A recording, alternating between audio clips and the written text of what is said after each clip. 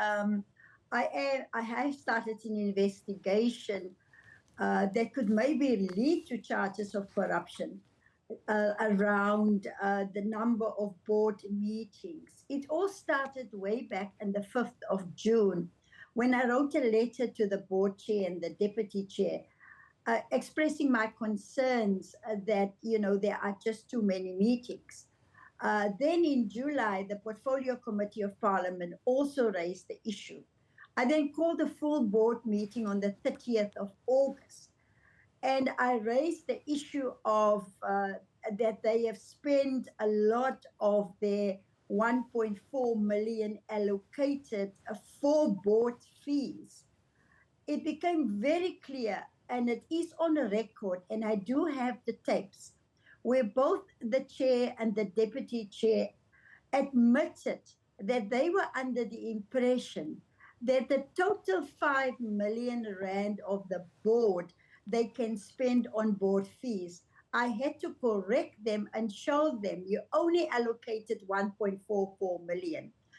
Thereafter, Naledi, I also reminded the full board about their duties in terms of the Tourism Act, in terms of the Public Finance Management Act, in terms of the board charter, also in terms of a memo that was sent by National Treasury to all government departments and entities about cost containment measures. But even after my meeting and my discussions with them on the 5th of June, they continued to have 9 board meetings, 19 subcommittee meetings. And to call a special board meeting, the chair must give 14-day notice to all the board members, and she must receive the signatures of at least the majority of the board to convene these special meetings.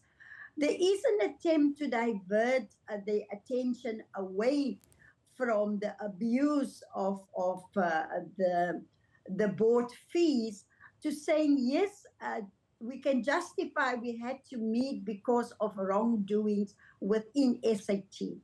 There was one matter raised by the Auditor General that transpired in the year 2020 when a service provider was paid money up front. But even that issue does not justify having all of these board meetings all the time. I have to ask you this because it's really difficult to ignore the timing of it, Minister. It's September, it's tourism month, it's really a period where we're expecting to be seeing SA tourism hit the ground running, really speaking quite loudly on various platforms throughout the month as we encourage South Africans to travel and international guests as well to come into the country. Are you not concerned about the optics of what this looks like as well on a month when so much attention is being given to tourism? No, not at all. I think that we must stick to principles.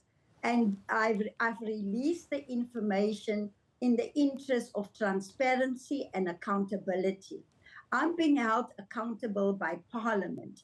In terms of the tourism month, the plans are in place. We are rolling out. We're having the International United Nations event at the end of the month.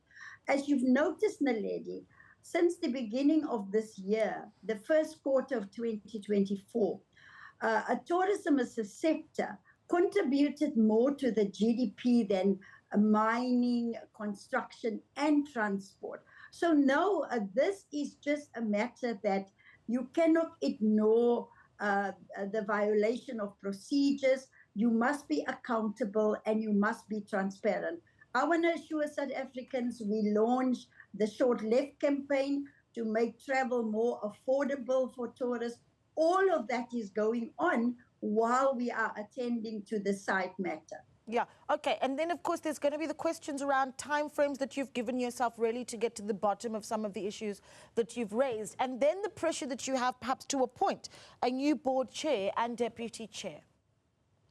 Well, I have appointed a new board chair, Professor Gregory Davids, while we will start a process to replace the 2 board members that have resigned. And all of these things will run parallel. We the Department of Tourism, together with the private sector, we continue to do our best to make sure that we grow tourism in South Africa. But at the same time, we must do it within and subject to our legal framework and legislation. Yeah, and then of course, so where you're seeing blockages really in us being able to learn from the mistakes of SA tourism previously. I mean, one can't deny some of the controversies where SA tourism is concerned in wanting to promote South Africa as a destination to the global market. I mean, I think about Mr. Khumalo, for instance, who sits at the helm of SA tourism, and, you know, quite the scandal around wanting to promote South Africa through a soccer club, right? What are the lessons that we've learned around how we continue to promote South Africa and challenges that you see moving forward? Well, indeed, you are correct, Naledi. When I took over the portfolio in March of 2023, my immediate advice to the then board was to say, call in the help of the SIU so that the SIU can assist you to investigate all of these allegations, including all of the complaints and allegations that came in through the hotline of SAT. Indeed, they proceeded, and the SIU seconded 2 people to do the investigations.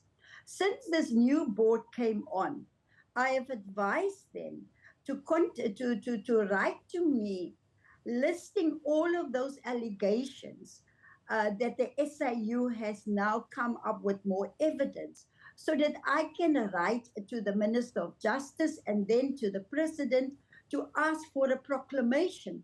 The board has failed to do so. I have now advised them on the 30th of August. I will, in fact, get that information and write directly to the President for a proclamation to investigate all of these wrongdoings.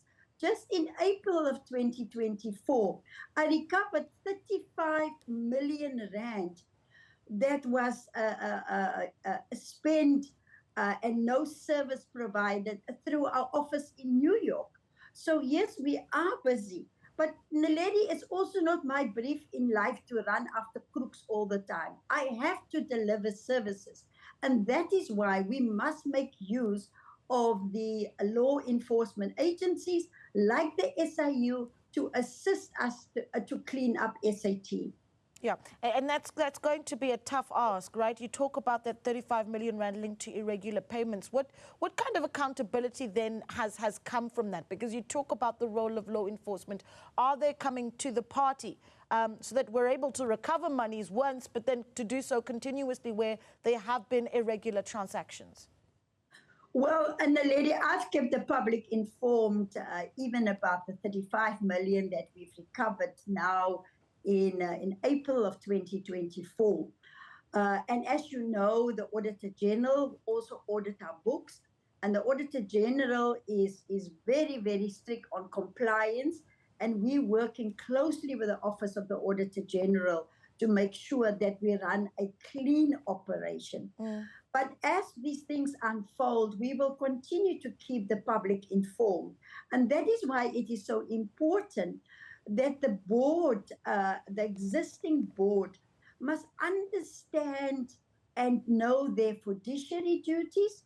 They must know their oversight role. They must know that the minister's got oversight over the board. I do get a shareholders report, and I've informed the board that even though I am the shareholder on behalf of the state and the public entity, but the shareholders are really the public of South Africa, and they need to be kept informed, and we must look after the taxpayers' money. So yes, it's not a tough ask. I've done this before. I'm not intimidated. People casting aspersions about I don't listen, that I'm tough. Yes, I'm tough. I'm tough when people don't follow the law. Yeah. So I will get the help of the board to continue to clean up SAT. Okay, for someone who's watching and says, well, board meetings for some may, in what you call excessive or many board meetings, some would say, sounds like they're busy and they're doing their job. Did you get answers as to why the number of meetings were so frequent? And just talk to me a little bit about your understanding of what was done in those meetings, even in the reports that you do get, as we wrap up, Minister. As we wrap up, yes, Naledi, I did write to them and I did get a response. But in their reply to me, they deliberately evaded answering the question that I've asked to motivate and to give me reasons why so many board meetings. So yes, they did reply, but they did not reply to my actual question. And therefore, I've now decided to launch an independent investigation that can get into the board meetings. They can get all the minutes from the company secretary. They can also get all my correspondence that I've been interacting with the board. So I've been very reasonable. I've given them a fair chance because I believe in fairness to respond. Instead of replying to my direct question, they try to justify why all of these meetings that were, many of them, unprocedural. Yeah. Thank you, Naledi. Yeah, we really appreciate your time. Thank you so much for speaking to us. The Tourism Minister, Minister Patricia De Lille, speaking to us this morning around some of the changes happening on the board of